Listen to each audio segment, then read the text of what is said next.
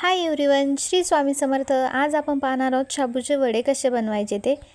चला तर मग वेळ न दवडता लगेच सुरू करूया आपल्या रेसिपीला। शाबूचे वडे बनवण्यासाठी सर्वात अगोदर मी या ठिकाणी मीडियम साईजचे 3 ते 4 बटाटे उकडून घेतलेले आहेत। उकडलेले बटाटे थोडेसे थंड होऊ द्यायचे आहे आणि त्यानंतर त्या बटाट्याच्या साली काढून घ्यायच्या आहेत। व्हिडिओमध्ये दाखवल्याप्रमाणे आपल्याला सर्वच उकडलेल्या बटाट्याच्या साली काढून घ्यायच्या आहेत।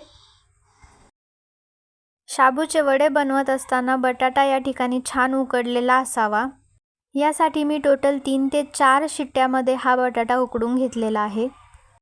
उकडलेला बटाटा हा स्मॅशरच्या साहाय्याने छान स्मॅश करून घ्यायचा आहे।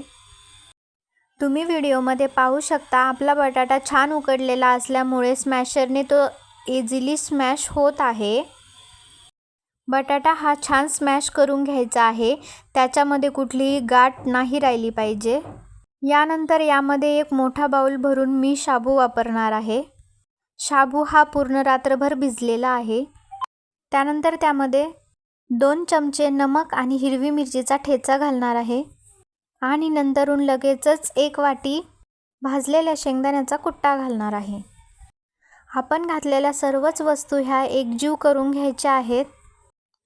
सर्वच वस्तू छान मिक्स करून घ्यायचा आहे आणि त्याचा एक छान असा डो बनवायचा आहे।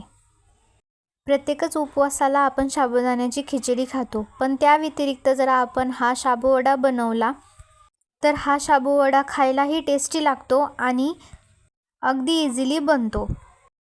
व्हिडिओमध्ये दाखवल्याप्रमाणे जर तुम्ही शाबू वडा बनवला तर अगदी परफेक्ट मार्केटसारखा शाबू वडा तुमचा तयार होणार आहे आणि खायलाही अतिशय कुरकुरीत लागणार आहे। यानंतर आपण बनवून ठेवलेल्या मिश्रणाचे छोटे छोटे वडे आपण बनवून घेणार आहोत। वडे बनवत असताना ते जास्त छोटेही करायचे नाही आहेत आणि जास्त मोठेही नाही, अगदी मीडियम साईजचे वडे बनवून घ्यायचे आहेत। हे वडे बनवण्यासाठी जास्त मेहनत लागत नाही, अगदी इझिली आणि झटपट बनतात हे वडे। चला यानंतर मी वडे तळून घेणार आहे। वडे तळत असताना तेल अगदी कडकडीत गरम असलं पाहिजे। गरम तेलामध्ये आपल्याला पाहिजे तेवढे वडे सोडायचे आहेत। वडे तेलामध्ये टाकल्याच्या नंतर गॅस हा लोच ठेवायचा आहे। लो फ्लेमवरती आपल्याला हे वडे तळून घ्यायचे आहेत। लो फ्लेमवरती वडे तळून घेण्यासाठी आपल्याला थोडासा टाइम तर जाणार आहे, पण जर आपण वडे हाय फ्लेमवरती तळले तर ते आतून कच्चे राहतात। त्यामुळे आपल्याला हे सर्वच वडे हे लो फ्लेमवरती तळून घ्यायचे आहेत।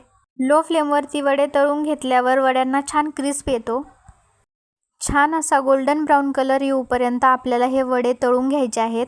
आपले वडे छान तळून झालेले आहेत, ते आता आपण सर्व करून घेणार आहोत। तुम्ही व्हिडिओमध्ये पाहू शकता किती सुंदर आणि सुरेख रंग आला आहे आपल्या वड्यांना।